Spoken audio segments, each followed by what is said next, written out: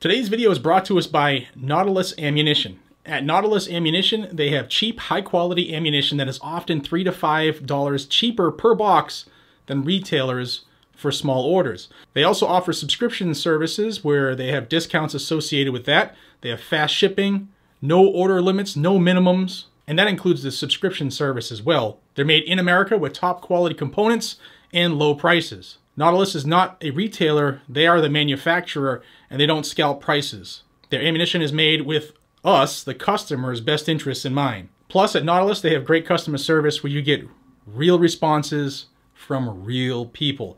Check them out at nautilusammunition.you-know-what, and thank you to Nautilus Ammunition for sponsoring this video.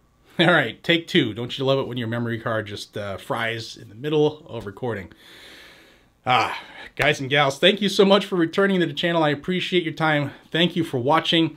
I've told you a couple of times how close the Senate is to 60 votes to defeat the filibuster in order to push red flag legislation, extreme risk protection orders on this country. And in today's video, I'm going to show you two letters from two senators that reinforces the fact that they want this and they don't care about your rights. Also, check out Nautilus Ammunition. Last time they sponsored the channel, we broke their website because so many people went there, so let's do that again. All right, so I tell everybody to contact your senators, contact your representatives, be the greasy wheel, be the squeaky wheel that gets the grease. Easier thought than said. Be like Everytown, be like Mom's Demand, be like Brady and Giffords, and keep the pressure on these elected officials who are supposed to be representing you, but often don't. So what I'm going to do now is I'm going to show you some letters, and I'm going to keep doing this, from senators who pretty much disclose, yeah, I'm voting for red flag if it gets in front of me. And that's a dangerous thing. Now, if you've seen this video floating above, I detailed how I thought people would vote based off of their prior stances, things they've said, and the fact that they're on the team negotiating between Democrats and Republicans in the Senate to try to make red flag more palatable to both sides so that they can get it passed to say, we did something. Yeah. I also want to tell you at the end of this just how dangerous red flag is for those who are not familiar with it. So for this first letter here on screen is a letter from Marco Rubio to my friend Alberto, who sent this to me. And Alberto reached out to him about what they are proposing. Now, Marco's a little long-winded, but stick with me. Thank you for taking the time to express your thoughts regarding the Second Amendment. Understanding your views helps me to better represent Florida in the United States Senate, and I appreciate the opportunity to respond. The Second Amendment to the United States Constitution states that the right of the people to keep and bear arms shall not be infringed. That is why I have always supported the right of law-abiding Americans to bear arms to protect themselves and their families. All too often we see politicians who want to exploit tragedies, both here in Florida and across the country, as an excuse to erode that constitutionally protected right. I am committed to working with my colleagues in the Senate to create a more effective system to prevent senseless gun violence, but we must do it in a way that protects the rights guaranteed by the Second Amendment. The Congress has previously come together in a bipartisan manner to make our schools safer. The 2018 Valentine's Day senseless massacre of 17 people at Marjorie Stoneman Douglas High School in Parkland shocked the nation. It also served as a catalyst for action, and my bipartisan Student, Teachers, and Officers Preventing School Violence Act became law just 5 weeks later. Within the same law, we were also able to improve the National Instant Criminal Background Check System by passing the Fix NICS Act. And in Florida, the Republican-led state legislature and Republican governor created a system of extreme risk protection orders which help law enforcement and families by providing the ability to temporarily prevent individuals who pose a threat to themselves or others from purchasing or possessing firearms. The Florida law also contains critical due process protections, something I would require under my bipartisan Extreme Risk Protection Order and Violence Prevention Act, S-292, which would establish U.S. Department of Justice grants to states that enact extreme risk protection order laws with robust due process protections. That's a bribe to states. I first introduced S-292 in the 116th Congress and look forward to working with my colleagues to advance this common sense legislation. Often the media and politicians believe weakening the Second Amendment is the only way to prevent future tragedies. I believe we must be proactive and utilize a multi-pronged approach to identify and stop threats. After the Parkland tragedy, I met with the families and friends of those who lost loved ones.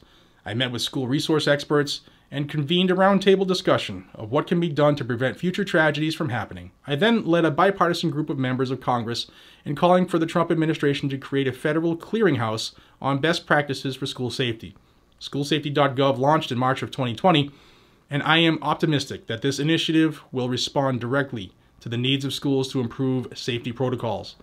I recently also introduced the Luke and Alex School Safety Act of 2021, which is S111, which seeks to codify the clearinghouse effort.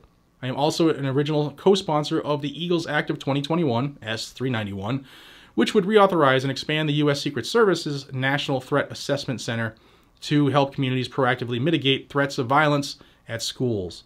You may also be interested to know that the last Congress, I introduced the Bipartisan Threat Assessment Prevention and Safety Act of 2019, the TAPS Act, S265, which would create a task force of experts to provide recommendations for a national strategy to keep communities safe from targeted violence through threat assessment and management. I look forward to reintroducing this legislation in the new Congress. I will always fight to make Florida, its communities, and its schools safer, and I am confident that we can do so in a bipartisan way that protects an individual's right to own firearms as guaranteed by the Second Amendment. It is an honor and a privilege to serve as your U.S. Senator. I will keep your thoughts in mind as I consider these issues and continue to work to ensure America remains a safe and prosperous nation. Sincerely, Marco Rubio. All right, real quick, break it down. 1, he supports red flag and has actually authored the bill and submitted it in several sessions of Congress. 2, he also was for the Fix NICS Act, and the Fix NICS Act added more people who would be considered federally prohibited. He is also really big on this TAPS Act. TAPS Act has a red flag legislation in it. It is also thought crime. It's minority report type stuff. You might be thinking of a crime. Someone says you're thinking of a crime. Well, we're going to arrest you before you commit a crime, before you're charged with anything, and we're going to red flag you because that's cool. No, it's not cool. In fact, he speaks about the Florida red flag, and Florida has issued more red flags in this country than any other state by a huge margin. So, Marco Rubio, check for red flag. He is part of the original list I had, and I still have it here. I had guesstimated 58 votes, okay? And I've heard from people that I trust that they are really, really close to getting the 60 by the end of the week. So, everybody reach out to your senators, everybody reach out to your reps, put pressure on them. Now let's go to Florida's other senator, and that is Rick Scott. And I want to thank Casey for forwarding this to me, and let's jump right into it. Thank you for contacting me regarding your concerns about gun violence in America. I appreciate the opportunity to respond. The safety of our families is always my top priority, and I am a proud supporter of the Constitution, the Second Amendment, and the rights of law-abiding citizens.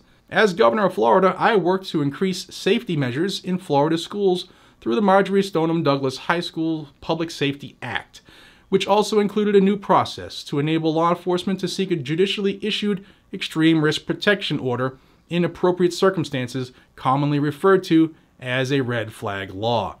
When properly constructed with due process protections, red flag laws are common sense measures to keep weapons out of the hands of any person who threatens to harm themselves or others. As a United States Senator, I remain focused on making sure that our communities are safe and that those struggling with mental health issues or threatening harm to themselves or others cannot access or possess a weapon. I was proud to recently join Senator Marco Rubio in introducing the Extreme Risk Protection Order and Violence Protection Act of 2021 that would build on our efforts at the state level to help keep families safe nationwide. I will continue to review any proposal aimed at keeping Americans safe.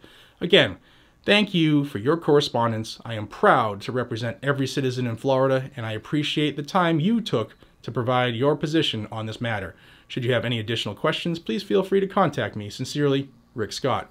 Now, when I did my list, I totally forgot about former Governor Rick Scott, who signed the red flag bill into law in Florida. Totally, just so much stuff going on, slipped my mind. He makes 59.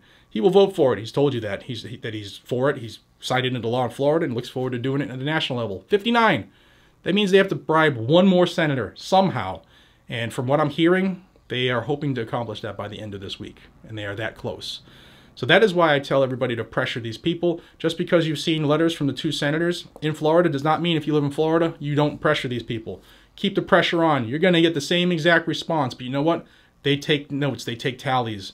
And when pressure is mounting, they want to keep their job is really all they think about. They want to keep that money and power.